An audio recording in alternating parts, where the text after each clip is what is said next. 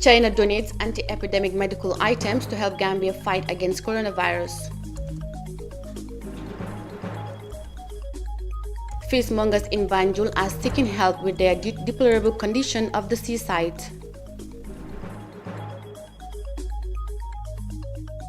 Health officials orient media on ongoing COVID-19 vaccination campaign. These and more coming on Gambia 24. Stay tuned.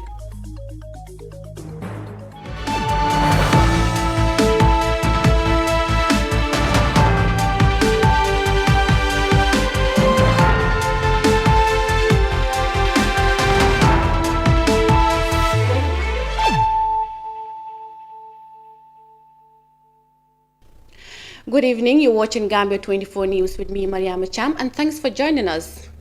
The Ministry of Health on Friday received a consignment of anti-epidemic medical support from the People's Republic of China through her ambassador to the Gambia. The offer aims to better prepare the West African state in its projects to fight the spread of the COVID-19. Amindao tells us more. China, where the coronavirus emanated in 2019, has been generously sharing its experiences in the control mechanism applied to restore normal business in Wuhan particularly. The Chinese ambassador to the Gambia, Ma Jianchun, described the China-Africa cooperation through which the medical package was given as vehicle to revive economic muscles in the continent by defeating the existence of COVID-19. The Chinese government committed to make vaccines global public goods. To deliver on its pledge, China has started to provide China-produced COVID-19 vaccines to 35 African countries under the African Union Commission. China is also ready to initiate the vaccine cooperation with the Gambia.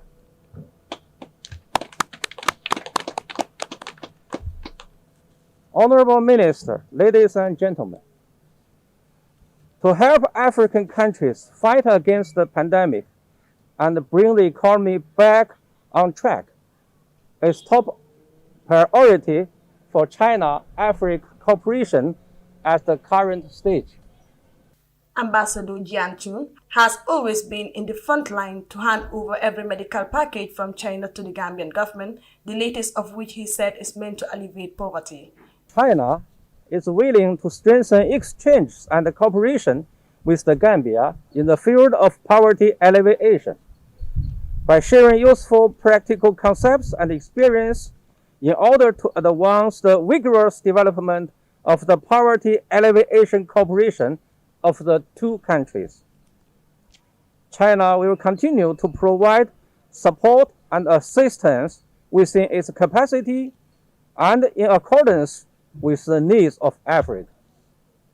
We will work with Africa and the Gambia to pursue high-quality Belt and Road cooperation and build an even stronger community with a shared future to drive Africa's and the Gambia's development and revitalization. The Minister of Health, Dr. Ahmad Lamin Samate, welcomed the gesture and thanked the Chinese government for cementing ties through the medical support. The use of this health equipment is expected to benefit patients in different treatment facilities as well as health service providers. This followed numerous donations of test kits, equipment to manage these patients. It was followed by also numerous donations of personal protective equipment. Because with COVID-19, the health workers themselves are at risk. It is not that we only needed equipment to take care of the patients, but we equally needed equipment to protect the health workers so that the health workers can do what they needed to do best. Without those equipment, it would have been practically impossible for people to go and take care of those patients. So you have also made that possible. You have facilitated that by the donation of the mask, the face shields, the aprons, the coveralls, the boots, and so on and so forth. The thermometers, so that we are able to diagnose these patients with high temperature. The gift included medical protective face masks, forehead thermometers, non-invasive ventilators, as well as oxygen concentrators. This support is coming the very week Gambia launched its COVID-19 vaccination campaign. Health workers, people with underlying health problems, and persons over the ages of 65 are the primary target for the dosage in the first phase of the vaccine. Health facilities together with village squares, markets, and other public places have been identified as the strategic locations for the immunization activities. Reporting for iAfrica News, I am Amindao. Gambia receives a medical consignment from China. Now the latest on the Gambia's draft constitution talks indicates a failure despite the third visit of former Nigerian President Goodluck Jonathan to Banjul. Political leaders in the country could not put heads in one basket on how to revive the document that was thrown into the dustbin of the Gambia National Assembly. Our reporter Binta Jal, who has been following the development of the recent negotiations, files in this report. Concerns have been on the center stages of all political institutions in the country, with hope that the millions of the lassie invested in drafting of what could be the next law book of the Gambia would generate a meaning. The latest talks by those in the helm of affairs have, however, collapsed very far away from undoing the decision by the National Assembly in Banjul.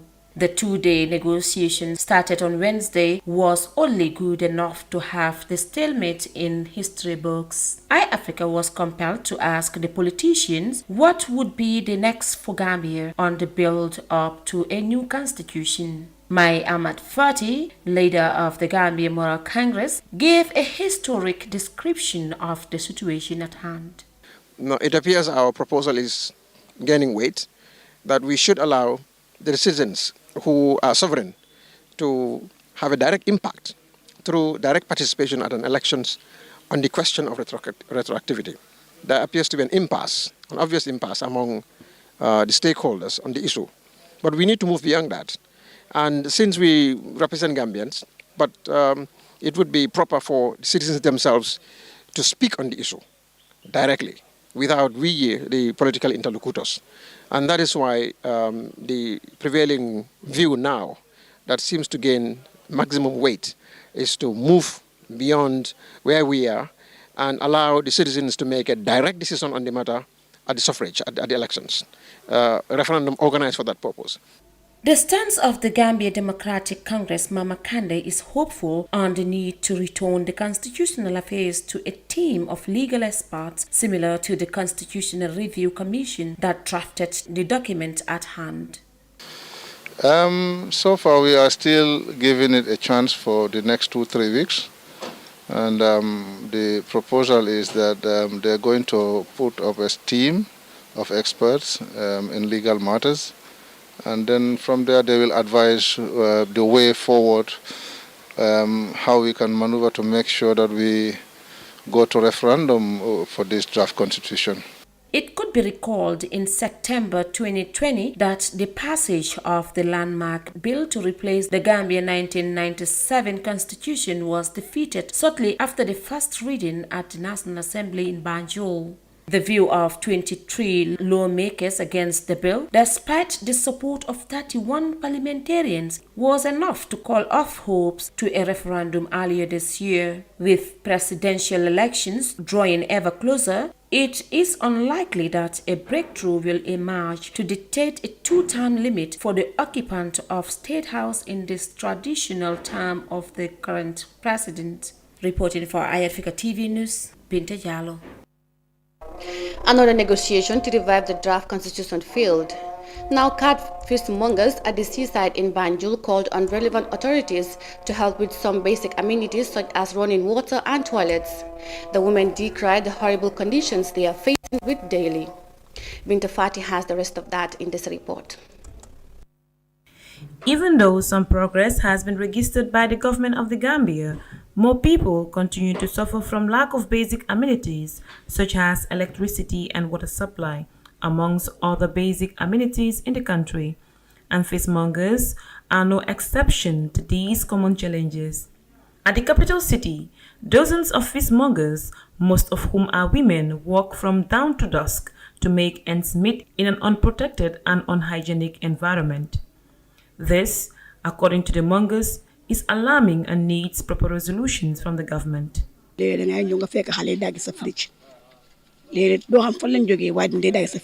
Sometimes you come to work just to realize that your fridge has been broken into. You won't even know where the thieves come from, but your fridge will be broken into. This is also our problem because you will have to look for money to pay for it. Ajimaritu Sonko, the leader of the Fishmongers at the Banjul seaside, said they have repeatedly voiced out their problems but have never received any form of help from the government or relevant stakeholders. ñun yépp doomi Gambia la amuñu ku jógee feneen di liggéey fii ñépp fii lañ juddoo. We are Gambians with our voters card and everything. Whatever happens in this country, we always participate with no one behind. So we want the government to help us. All we have is the government, and that is where all our hopes lie. Omar Cisse, a Senegalese national working for the women at the seaside, reiterated their sufferings. Sometimes, if the women have no work, we also don't have work to do. Also, if they are ready with their work, they don't have water or a toilet to bath themselves. If you want water, you will have to go to the market.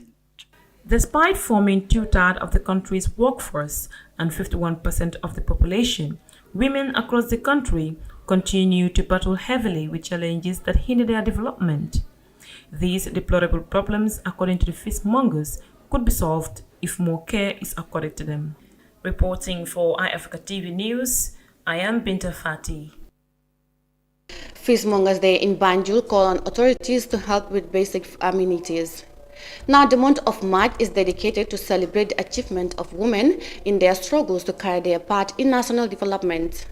On women leadership and political participation, the Westminster Foundation for Democracy, a civil society organization, held a town hall meeting for women political leaders. More of that in this report.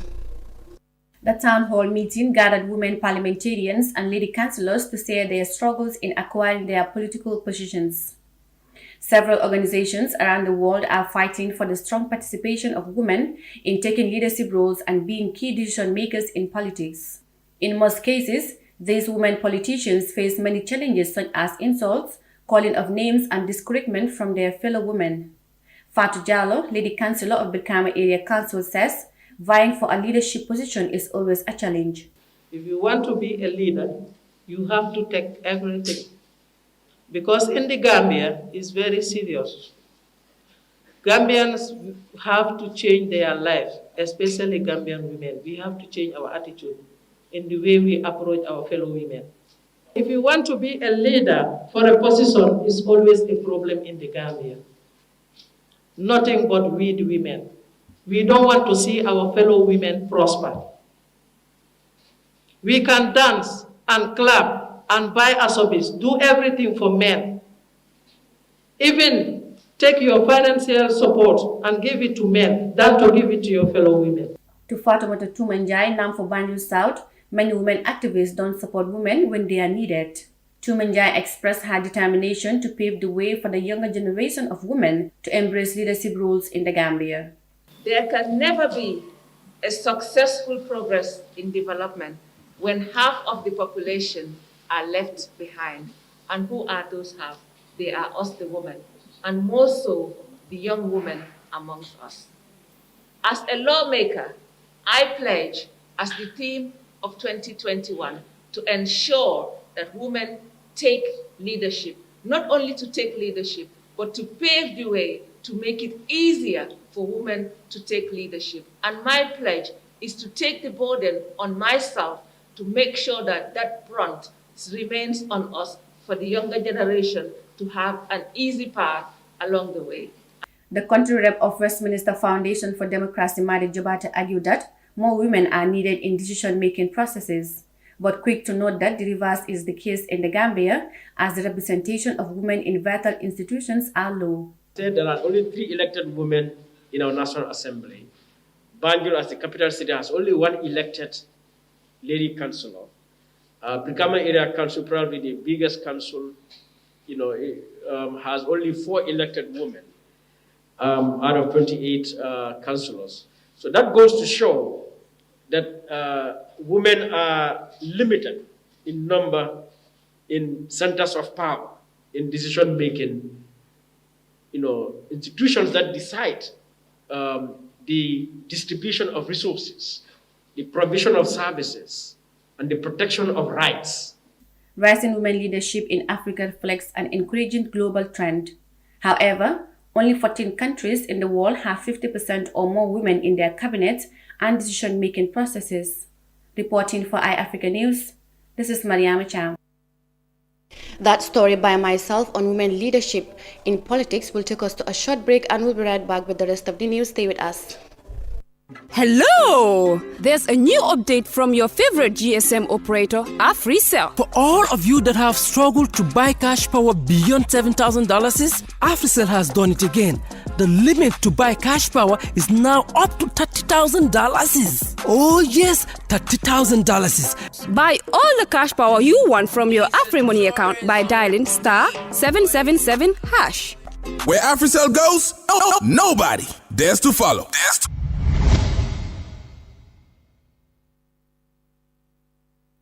Welcome back, and still with the news. The Directorate of Health Promotion under the Ministry of Health has on Friday oriented the media to raise awareness on the ongoing COVID-19 vaccination campaign in the country. The move comes as many people have doubts about the effectiveness and efficiency of the vaccine. Daisy was at the orientation, and she files in this report.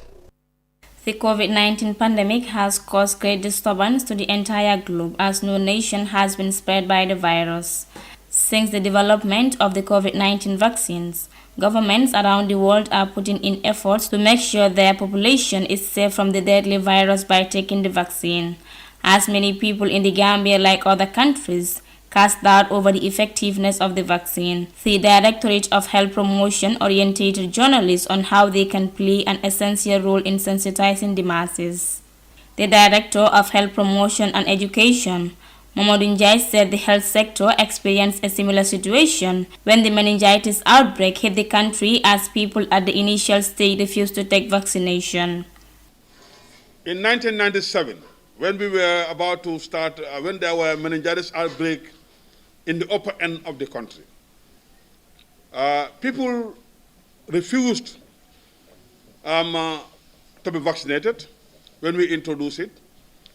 But when people started seeing people dying in numbers of 10, 20, 30 in communities on a daily basis, they felt there is a need for them to be vaccinated.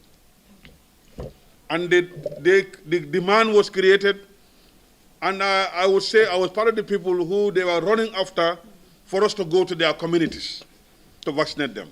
At the beginning, there were resistance, but at the end of it, they understand that we are trying to protect them, and they were running after us. Mr. Njai assured the public that any vaccine that has been introduced into the Gambia is approved by WHO. WHO is the specialized agency responsible for the approval of COVID-19 vaccines globally. Mamandin Kinte from the expanding program on immunization explained how the vaccination process will be. And vaccination per se have started. We know the current stock we have at hand cannot cater for everyone at a go.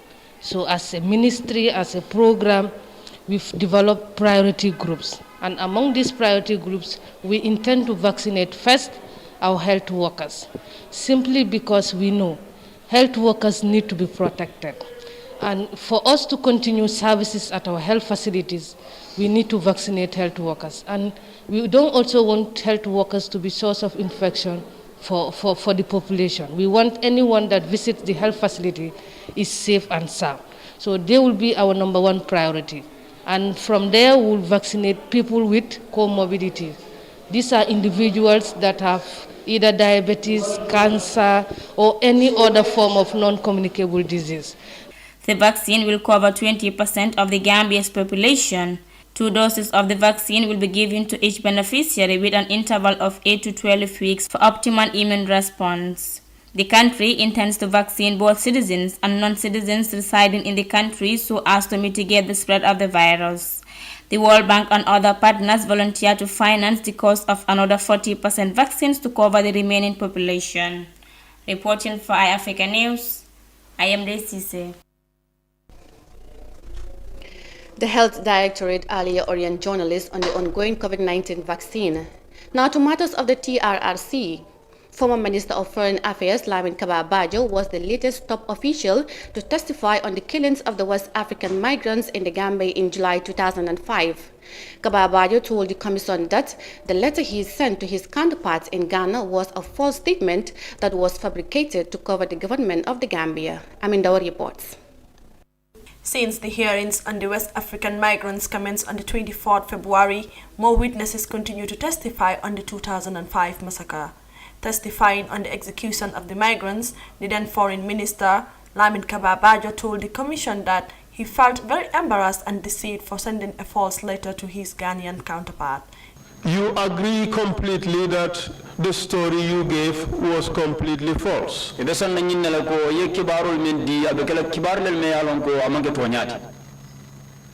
Yes. How do you feel knowing that the letter you sent to your counterpart, who is today the president of Ghana, is completely false? It's a cock and bull story. Yo gota nyadi le ile taro men safe ka ki do nyoyen men yalon ko saintem atelem president de Ghana banko kan kuma kandel me yalon ko amanke to nyadi kuma kulle me yalon ko ron miral famire fan sumira ko wol ron wolle be fuduri mo le taro nyin kon. I feel very bad, very embarrassed. And I felt deceived. Kababajo further revealed that the information on the letter emanated from the Ministry of Interior. According to him, if he is to face his ex-counterpart, Ghana's current president, he will apologize deeply and express his disappointment for being misled. How would you correct this rhetorical question that you have raised in your letter? What would you say to him?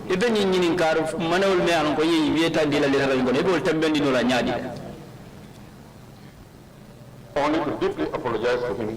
Follow, Mbabolo Saila Baba Bake. And would you tell him that? Nothing more than an apology. Would you tell him that the Ghanaians were killed in the Gambia?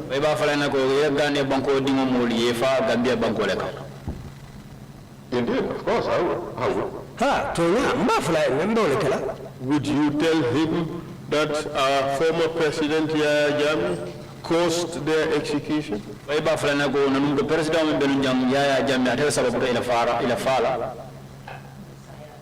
Indeed, very well, I will. Would you tell him that the government carried out a massive cover-up of their heinous crime?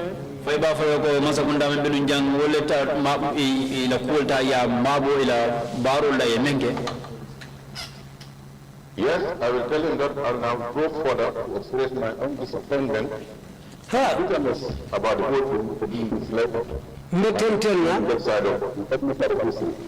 Concluding his testimony, Mr. Bajo extended apologies to all the victims and their families, both in and outside of the country.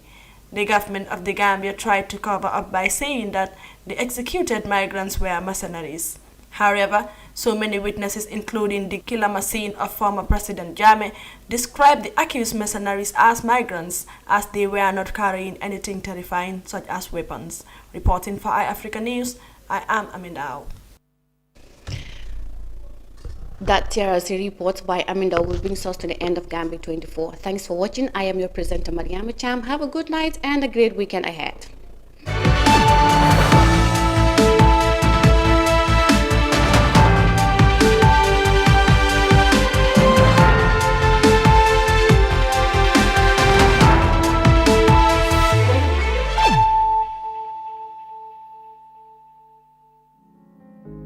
The pride we take in our brand, the work we put into constantly change the landscape and elevate real estate in the